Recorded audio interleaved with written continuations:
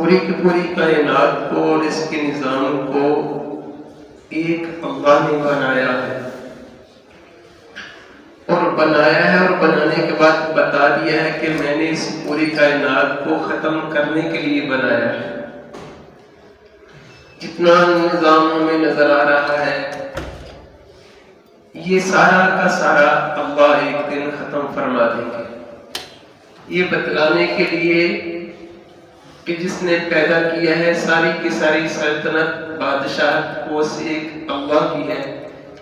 کوئی اس کا ہمسر نہیں ہے، کوئی اس کے مقابلے میں نہیں ہے، وہ کسی کا محتاج نہیں ہے، نہ کوئی اس کا وزیر ہے نہ کوئی اس کا مشیر ہے۔ جب بنانا چاہا تو کسی کا محتاج نہیں تھا، جب ختم کرنا چاہے گا تو وہ کسی کا محتاج نہیں ہوگا۔ اور اس پوری کی پوری کائنات کے نظام کو جو بنایا ہے وہ آخرت کے لیے بنایا ہے، کہ ایک ایسی زندگی جس کے اندر اس زندگی کا جو ثمرہ ہوگا، نتیجہ ہوگا، انعام ہوگا، جزا ہوگی اور سزا ہوگی، وہ سارا کا سارا میرے اللہ نے اس انسان کے ساتھ جو ہدایت نامہ جاری کیا ہے اس کے اندر بتلا دیا ہے کہ میرے بندے جہاں میں تجھے بھیج رہا ہوں اور ہمیشہ کے لیے نہیں بھیج رہا، ایک وقت تھا تو نہیں تھا، تیرا نام و نشان نہیں تھا، اور ایک ایسا آنے والا وقت ہے جب تو نہیں ہوگا، تیرا نام و نشان باقی نہیں رہے گا، تیری کوئی حیثیت نہیں رہے گی۔ اس اللہ کو پہچاننا، اس اللہ کو پا لینا، یہ انسان کی زندگی کا مقصد ہے۔ ساری دنیا کے سارے فنون، سارے علوم آدمی سیکھ لے، جتنا دنیا کے اندر رہنے کا نظام ہے آدمی کو اس کے اوپر پورا شعور اور عبور ہو جائے، لیکن ان سب کے پانے کے بعد اگر اللہ کو نہیں پایا تو اس انسان نے کچھ بھی نہیں پایا۔ اور اگر اس سارے نظام کا اس کو الف اور با کا بھی نہیں پتا، لیکن یہ اپنے رب کو جانتا ہے کہ میرا ایک رب ہے، میں نے اس کی مان کی زندگی گزارنی ہے، اس رب کو پہچان کے زندگی گزارتا ہے، تو یہ انسان سب سے زیادہ سمجھدار ہے کہ اس نے اپنے رب کو پہچان لیا ہے۔ آدم علیہ السلام سے لے کے قیامت تک آنے والے ہر انسان کے لیے میرے اللہ نے یہ ایک نظام رکھ دیا کہ اگر تم چاہتے ہو،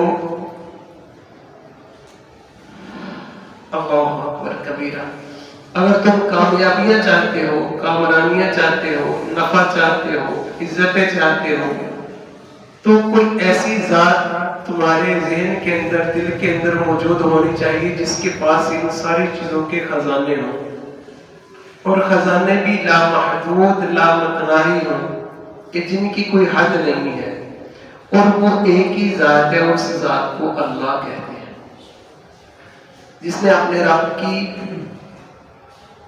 مان کر زندگی گزاری وہ ہمیشہ کے لیے کامیاب ہو، اور جس نے اپنے رب کی نہ سنی، اپنے رب کو نہ پہچانا، وہ ہمیشہ کے لیے ناکام ہو گیا۔ اور اس پورے نظام کو جو ہمیں نظر آ رہا ہے، جو شخص اپنی جس دنیا، جو اپنی چھوٹی سی دنیا بنا کے بیٹھا ہوا ہے کہ یہ میرا گھر ہے، یہ میری فیکٹری ہے، یہ میرا کاروبار ہے، تو وہ یہ سمجھ کے بیٹھا ہوا ہے کہ یہ ہمیشہ اس کے پاس رہنے والا ہے، یہ اس کی وجہ سے برباد نہیں ہو سکتا، اس کی وجہ سے ناکام نہیں ہو سکتا، یہ نفع کی چیز ہے۔ اور میرا اللہ سارے انسانوں کو ان کے اسباب کے اندر رہتے ہوئے جب ناکام کرتا ہے تو میرا اللہ اپنی پہچان کرواتا ہے کہ میرے بندے، جس چیز کے اندر تو نفع سمجھ رہا تھا وہاں تیرا نفع نہیں تھا، جس چیز کے اندر تو اپنی کامیابی سمجھ رہا تھا وہ کامیابی تجھے یہاں سے نہیں مل رہی تھی، پیچھے تیرے اللہ کا، تیرے رب کا نظام ہے جو چل رہا ہے۔ اور یہی بات سمجھانے کے لیے انسانوں کو اللہ نے اپنے نبیوں کو اس دنیا میں بھیجا، تاکہ وہ دنیا میں آ کر اپنے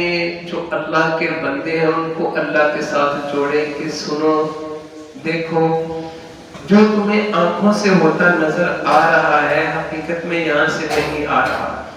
سب سے بڑی جو باطل کے اوپر چوٹ پڑتی ہے وہ اس بات سے پڑتی ہے کہ جہاں سے اس کو ہوتا نظر آ رہا ہے اس چیز کا انکار کرنا. میرے نبی نے جب یہ اعلان فرمایا کہ دیکھو سارے کے سارے کام کرنے والی ذات وہ اللہ کی ذات ہے، جہاں سے تمہیں ہوتا نظر آ رہا ہے بتوں سے یا ان سے نہیں ہوتا بلکہ اللہ سے ہوتا ہے، تو وہ سارے کے سارے یہ کہہ رہے ہیں اتجعل آلہتنا الہ واحدا، ہم نے تو بارش کا علیحدہ بت بنایا ہے جو بارش برساتا ہے، اولاد کے لیے علیحدہ بت رکھا ہے جو ہمیں بیٹے دیتا ہے، ہمیں جب کشتیوں میں جب ڈوبنے لگتے ہیں سمندروں کے اندر تو ہمارا علیحدہ بت ہے جس کو ہم پکارتے ہیں تو ہم پار لگ جاتے ہیں، ہمیں جب بیمار ہوتے ہیں تو اس کے لیے علیحدہ بت ہے جسے ہم مانگتے ہیں. تو ہمارے تو اتنے سارے الہ ہیں معبود ہیں، تو تم یہ کون سی بات کر رہے ہو کہ یہ سارے کے سارے کام کوئی ایک الہ ہے ایک معبود ہے جو کرتا ہے؟ تو میرے نبی کہہ رہے ہیں کہ ہاں، اور اللہ اس دعوے کے اوپر میرا اللہ جب قرآن میں یہ فرماتے ہیں وَإِلَٰهُكُمْ إِلَٰهٌ وَاحِدٌ،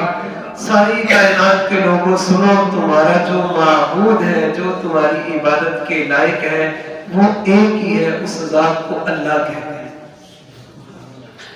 میں نے ایک دن سنا شیخ عبدالوہاب صاحب رحمۃ اللہ شاید وہ بڑوں کے ملفوظات پڑھ رہے تھے تو اس میں فرمانے لگے کہ اگر ساری کائنات کے اندر جتنی بدبو ہے اگر اس کو اکٹھا کر دیا جائے جتنی بھی بدبو ہے، آپ لوگوں کو سمجھانے کے لیے یہ بات کیا کرتا ہوں کہ یہ جو ہمارے گٹر وغیرہ ہیں جو شہروں کے باہر جو بڑے گندے نالے ہوتے ہیں، پوری دنیا کے ساری گندگی کو اگر اکٹھا کر دیا جائے تو جو اس کی بدبو بنتی ہے اور زبان سے ایک جملہ یہ نکلے کہ اللہ کے علاوہ بھی کوئی کرنے والا ہے، تو اس جملے کی جو بدبو ہے اس ساری کی ساری بدبو سے زیادہ ہو جائے. اللہ کے علاوہ کوئی کرنے والا ہے ہی نہیں، ایک اللہ. اور اللہ اکبر، اللہ کے نبی کی حدیث ہم نے کتنے بار سنی ہے، لا تشرک باللہ وَإِن قُتِلْتَ أَوْ قُرِّقْتَ، کبھی بھی اللہ کے ساتھ کسی کو شریک نہ کرنا، کبھی بھی کسی کو اللہ کے ساتھ شریک نہ ٹھہرانا، اگرچہ تجھے قتل کر دیا جائے. یہ قتل کرنے والی بات تو سمجھ میں آتی ہے نا کہ ایک دفعہ تلوار چلے تو آدمی گیا، ایک فائر ہوا تو آدمی گیا، اچانک ہارٹ اٹیک ہوا تو آدمی گیا. اس جملے کے ساتھ میرے نبی نے فرمایا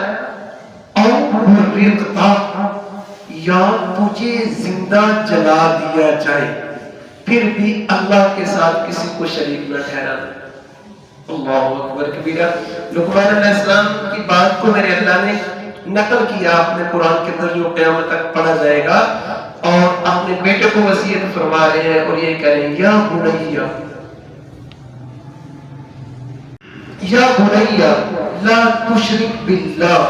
ان الشرک لظلم عظیم. سب سے بڑا جو ظلم ہے، سب سے بڑا جو گناہ ہے، سب سے بڑی جو معصیت ہے، سب سے بڑا انسان کا اپنے اوپر جو ظلم ہے وہ یہ ہے کہ وہ اللہ کی ذات کے ساتھ کسی اور کو شریک ٹھہرا لے. جو اللہ والے ہوتے ہیں اگر ان کی بات سنیں نا، اصل میں ہم لوگوں نے جہاں زندگی گزارے بس وہی ہمارا سارا کا سارا علم ہے. اگر بڑوں کے پاس بیٹھے تو ہم لوگ جو اپنے آپ کو موحد کہلواتے ہیں کہ ہم لوگ صرف اللہ کو مانتے ہیں، اللہ کے علاوہ نہیں کسی کو مانتے، تو ہمیں سمجھ آئے کہ پتہ نہیں ہم کتنی باتوں میں اللہ کے ساتھ ہم نے شریک ٹھہرایا ہوا. سمجھ نہیں آئے. تھوڑا سا مسئلہ بن گیا تو نظر کبھی ادھر جا رہی ہے، کبھی ادھر جا رہی ہے، کبھی ادھر جا رہی ہے، کبھی ادھر جا رہی ہے. ہم نے اپنے رب کو نہیں پہچانا. سب سے پہلا سبق اور لا الہ الا اللہ، اور یہ کلمہ بھی ایسا ہے کہ اس بات میں پہلے نفی ہے کہ نہیں ہے، لا نہیں ہے، الہ کوئی بھی معبود الا اللہ مگر اللہ ہے۔ یہ وہ کلمہ ہے جو جنت کی چابی ہے کہ جنت اس کے بغیر کھل ہی نہیں سکتی۔ اگر کوئی کافر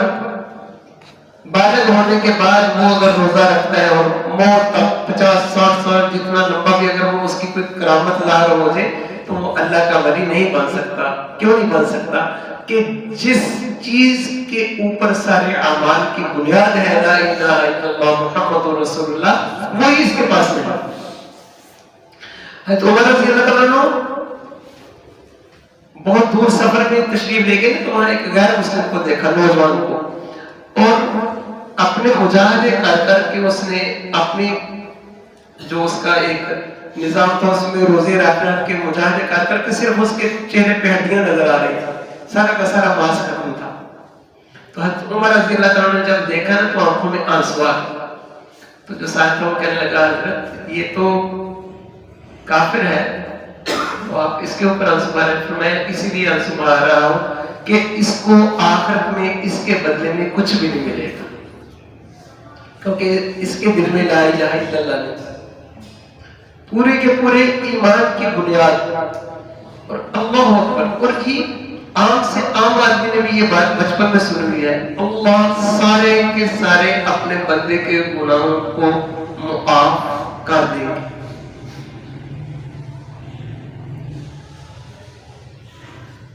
لیکن جو اللہ کی ذات کے ساتھ، جو اللہ کے ساتھ کسی کو شریک ٹھہراتا ہے، اللہ اس گناہ کو معاف نہیں فرمائیں گے۔ آدمی اپنی زندگی سے اس کا مشاہدہ کر سکتا ہے۔ آدمی یہ نہیں چاہتا کہ اس کے ساتھ اس کی بیوی کسی اور کو شریک ٹھہرائے، نہیں چاہتا، اس کی غیر گوارا نہیں کرتا۔ اللہ کی ذات کیسی کوئی اور ذات ہے، اور اس سب کے باوجود بھی آپ اپنی آنکھوں سے جگہ جگہ دیکھ رہے ہیں اللہ کے ساتھ لوگوں نے بت بنائے ہوئے ہیں، دنیا کے بھی اور جو نہیں نظر آتے وہ بھی بنائے ہوئے ہیں، لیکن میرا ذات در گزر ایسی رحیم ذات۔ یہ سبق سمجھانے کے، اور جو پوری دنیا کی جو پریشانی ہے، اللہ اکبر کبیرہ، جب اللہ کے نبی صلی اللہ علیہ وسلم نے نبوت کا اعلان فرمایا تو صحابہ نے اپنا سب کچھ تن من دن جو کچھ پاس تھا وہ سارا کا سارا اللہ کے نام پہ قربان کر دیا، اللہ کے نبی کے قدموں میں لا کے رکھ دیا۔ اور خود حالات کیسے ہیں کہ کھانے کے لیے گھر کے اندر کچھ بھی نہیں، کتنا بڑا یہ انسان کے اوپر، ٹھیک ہے ایک سردیاں آتی ہیں، ایک آدمی کے پاس اوپر پہننے کے لیے جیکٹ نہیں ہے، چادر نہیں ہے، سمجھ میں آتی ہے کہ یہ غریب آدمی ہے۔ یہ تو باہر کی ضروریات ہیں، اور ایسی ضروریات جس کے بغیر انسان رہ نہیں سکتا، کھانا پینا یہ بھی نہیں ہے ان کے پاس۔ اتنا کچھ ہونے کے باوجود ان کے جو دل کا ایمان تھا وہ پہاڑوں سے بھی بڑا تھا، جو دل کا یقین تھا، جو دل کا سکون تھا، جتنا ان کو تھا آج آدھی دنیا بھی اگر کسی کے جیب میں ہو تو وہ سکون ان کو میسر نہیں ہے، وہ ایمان ان کو میسر نہیں ہے۔ ایمان کی دولت سب سے بڑی دولت ہے، اللہ کرے یہ بات ہم سب کی سمجھ میں آ جائے۔